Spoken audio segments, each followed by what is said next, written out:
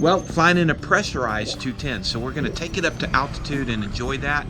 We're going to be heading eastbound, so we'll get that jet stream. We're going to go at 17,500. So come along.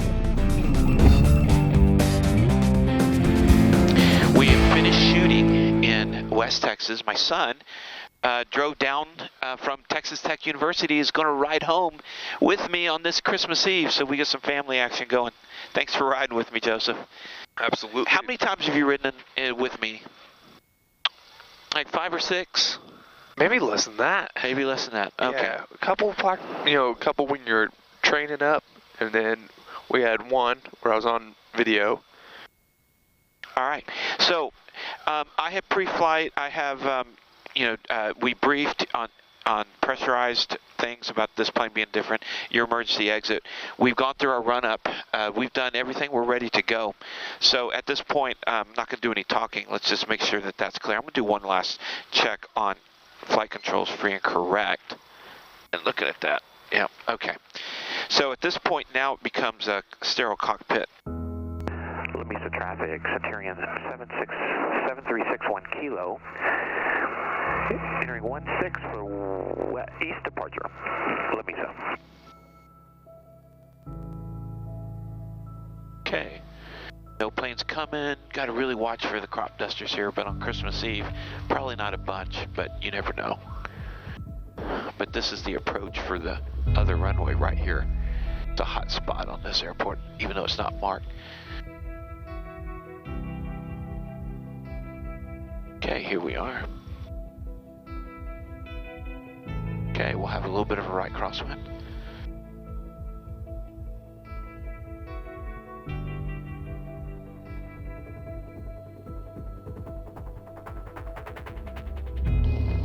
Okay, manifold pressure, come back a little bit.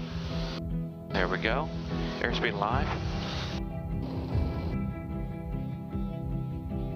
Looking good. Will it rotate?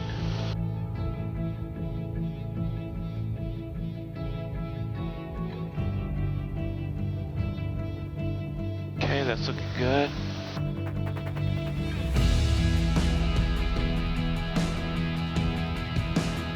Okay, BX, gear coming up.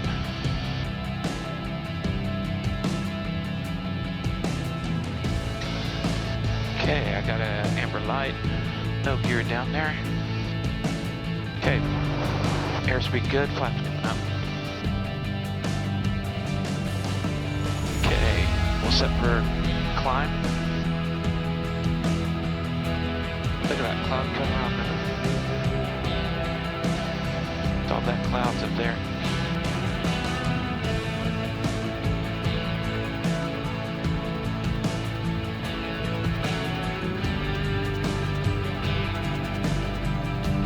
Fort Worth Center, Centurion 7361 kilo. Centurion 361 kilo, Fort Worth Center. We're off Lamesa at 5,000 for 17,500. Request flight following the Tango 67 in Fort Worth. Centurion 61 kilo, squawk 0544. 0544. Next up is that he has to say he has radar contact with me. 61 kilo, radar contact 4 miles east of Lamesa Airport at the Lubbock altimeter 3000, stay altitude. 3000, we're just crossing 5,500. Those monitors are really good, Yeah. though. High quality. Yeah, this is the Garmin G600, and yeah, so the avionics package on this plane is incredible. This is the Garmin G600, so it's what they call a PFD, or primary flight display, an MFD, and this gives you a lot of what used to be these gauges. Like this is here instead. This is an op. Yeah. And then you've also got your compass, your heading indicator right here. You've got airspeed indicator, which is another round dial. So this one thing replaces, and also your vertical speed indicator replaces almost all your gauges. Wow. Then over here it just gives you a lot of extra information for navigating and weather and traffic and everything else. Sure. So I have, in my plane, I have something similar to this, but the Aspen which is a competitor to Garmin. I have the Aspen version of this. Got it. And but I don't have all this, and I certainly don't have all of this over here. This stack is the Garmin, GPS stuff. So this is the 750 touchscreen, which is super cool. And you can just touch everything. Nice big button, so that if it's turbulent or anything. Well, it looks like you set all your radio frequencies as well through that panel. Yep. So you just go here, you type in frequency, and oh, isn't that nice? Yeah, it's crazy. And then this is slaved to it. This is the Garmin 750. This is 650. And so you could just have this alone, and it could be your primary. It's a second radio and everything else. But you'll pair these two together so that this is your backup. This is your radio 2. Okay. So when we listen to weather, I had it set for the La Mesa weather down here. So, plus for a really long flight, you can turn on Laugh USA or whatever. Well, you know what? The thing is, I told you that this plane has Sirius XM radio that I could pump into our deals, but I haven't ever used it, so I got to figure it out. One thing I did do is I switched the 650 here to nearest airport, because I like having something that shows me in case something went down right now. Yeah. I know that I got Winston Field, 22 miles, which is Snyder over there. Sure. So, and also I have it on this map here as well. So in my plane, once we reach 12,500, as the pilot, if we stayed there for longer than 30 minutes, I'd have to be connecting oxygen tanks and stuff for me. But since it's pressurized. Since it's pressurized, I don't have to deal with that. Now, in an emergency, let's say that the pressurization is not working. I pull this down and then do what it says in there, and it just gives you enough oxygen to get down. So my question is, because my only experience with air traffic controllers is the end of season 2 of Breaking Bad. How similar is that to what happens? Well, first of all, they do have a lot of safety things in place.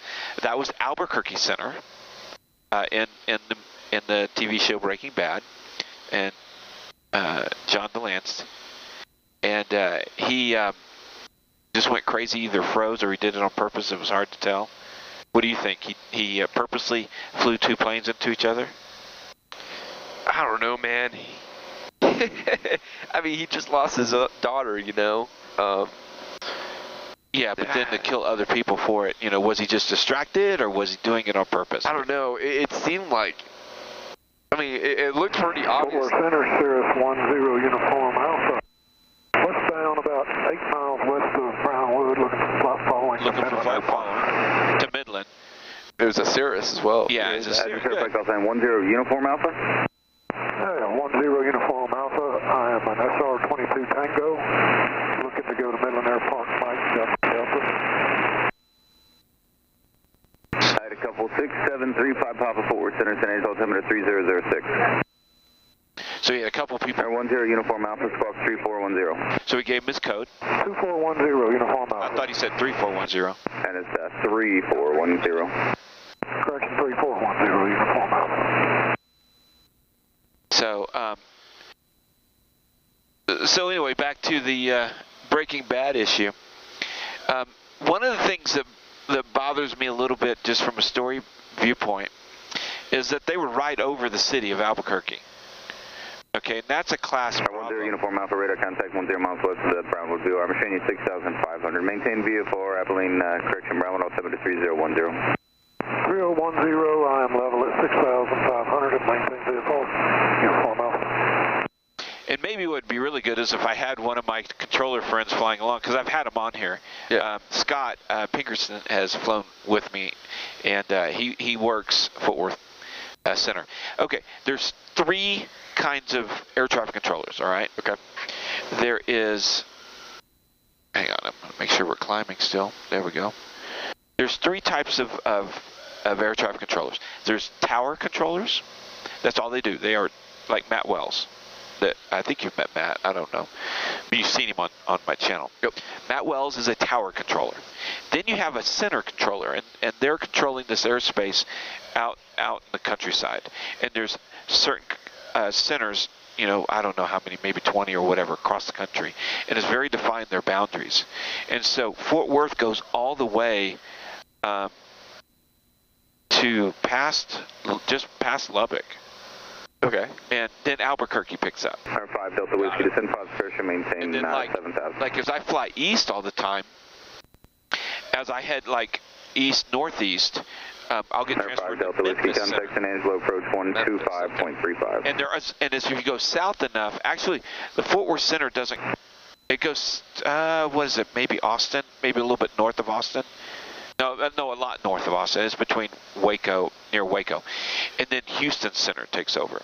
And Houston has all the south part. So anyway, there's those centers. That's the second type of controller. The third type of controller is the approach controller. So they're in a different room than center, a different building. And these guys are just over busy airspace, maintain 14,000, like DFW area, or Atlanta, or Houston, yeah, or Albuquerque. November 0, uniform Alpha, contact Abilene approach 127.2. Even Abilene approach. See, there's approach control for Abilene. So the controllers talk about, well, we don't own that airspace, or we own this airspace or that airspace. So as if we were flying, like here's Abilene coming up, and you see these magentas around it. November 361 kilo, if you're not already, change to my frequency 12745. And we're on with you 2745 already. 61 kilo, thanks sir. I started typing in, it's the exact same one, we're already there. Oh yeah. So he can't see necessarily, or I guess he could punch up buttons, but you know, he's got all these frequencies feeding into his one thing. Yeah. Okay, so, you know, Fort Worth is all around this. So, like, as I'm transitioning through, if I'm going by here, if I was just a little bit further south, they would transfer me. You know, they would say 61 kilo, contact Abilene approach at, you know, 128.3, whatever it is, and I would go away to Abilene, and they would handle me until I get on the other side, and then they would hand me off to. So the whole point of that about the three controllers is getting back to the Breaking Bad issue. And I need to go back and watch it because I can't remember. Maybe he was a approach controller because it was over Albuquerque. Yes. So it should have been the approach airspace, not Albuquerque's center.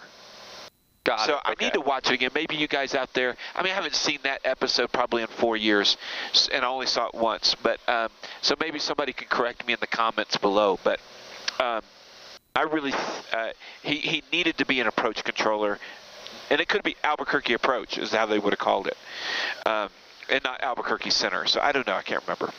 Got it. But yes, I mean, I guess you could do that if a supervisor, there's usually a supervisor on the floor kind of watching or this or that.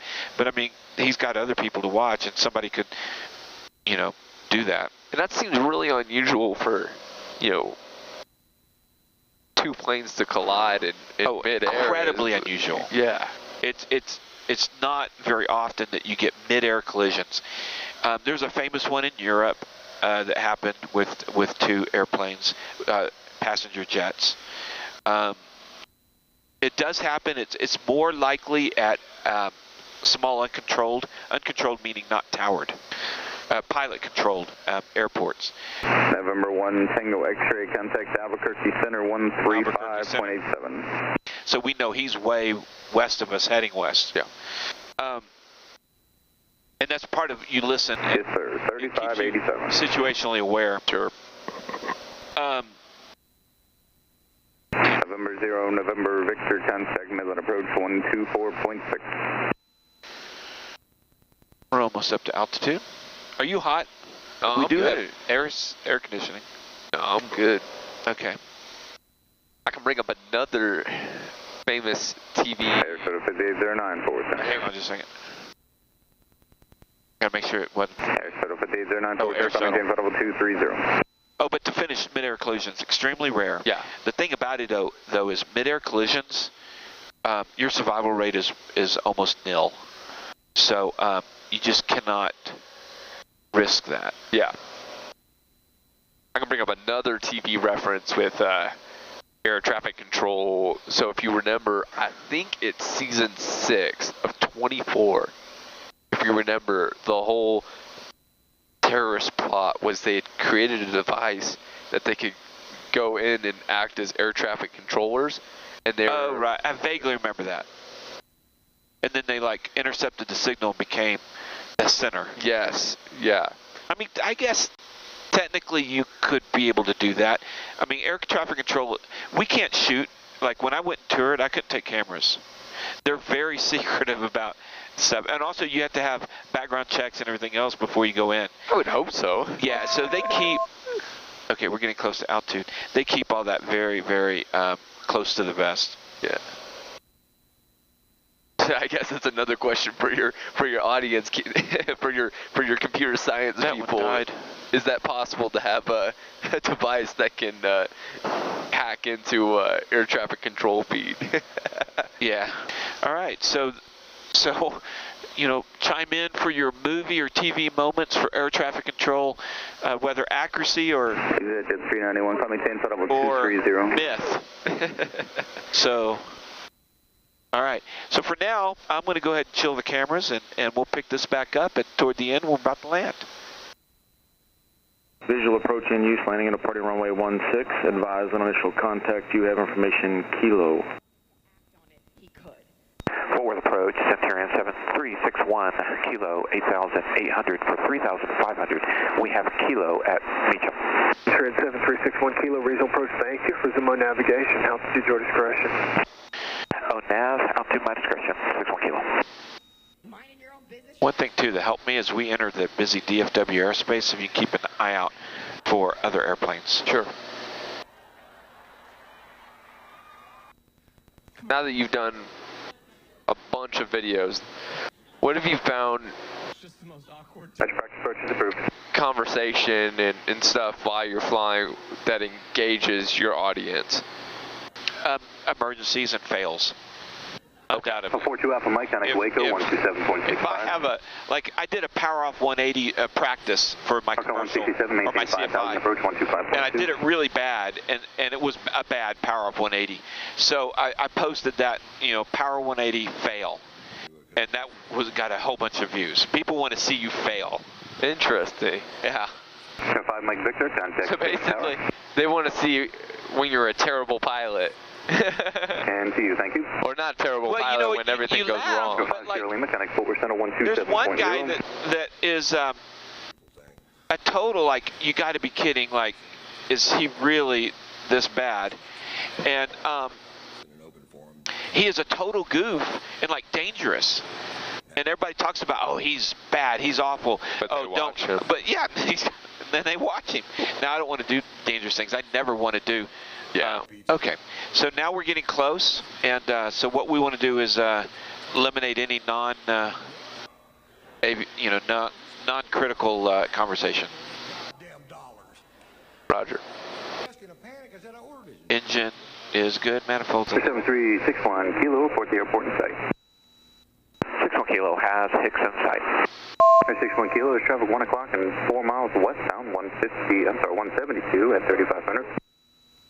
We're looking. 61 Kilo. 61 Kilo, he should stay off your right, and you can contact our frequency change to prove. I appreciate it. And do you want to squawk VFR? 61 Kilo. Sure, squawk 1200, frequency change approved. Appreciate all the help. 61 Kilo. Okay, so we're going to... 931, traffic's 2 o'clock and about 2 miles southeast bound, sending out of 3,000. Look for that plane. 210. He's talking to him. I'm looking around, I don't see him.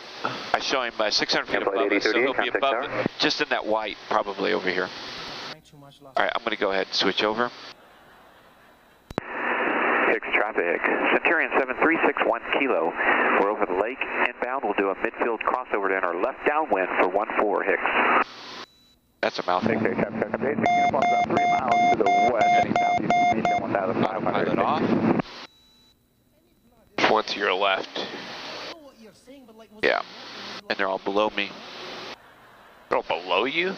Yeah, minus. See these? Yeah. Minus. Outside, waiting for traffic, 10 o'clock, low, less than 1 mile. I don't see them. I can't see them either. I don't hear anybody either. Traffic. Okay, I'm breaking off. Okay, we're going gear down. Speed is okay. You see that traffic yet? No, I can't see him. He's on your side. Oh, I see one. I see one. He's decent amount away, but that's probably +5 because he's above you. I can't see the one below you. Hicks traffic, Centurion 61 Kilo. We're going to enter a left downwind for 14. Hicks traffic. Radio check. Do you see him? No. Okay, keep your eyes out. He's to your left. And don't just trust this. Right. Because there's other stuff as well. Okay, mixture. Prop. Hicks traffic, Centurion turning left base 14 Hicks. You're good. Yes, I saw it. Okay, gas, undercarriage, mixture, prop. I've got a green light. You see wheel out your deal? Yes. Okay, and I have visual. Okay, anybody coming final, look down that way. I don't see anyone. Okay. Hicks traffic, Centurion turning final for 14 Hicks. Okay, second notch flaps.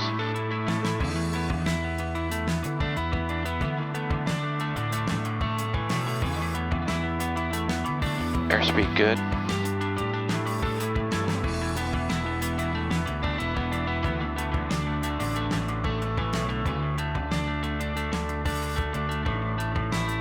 Last flaps.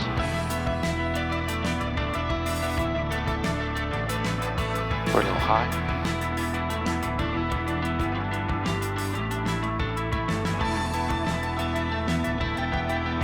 Okay, beginner flare. Oh, that was butter.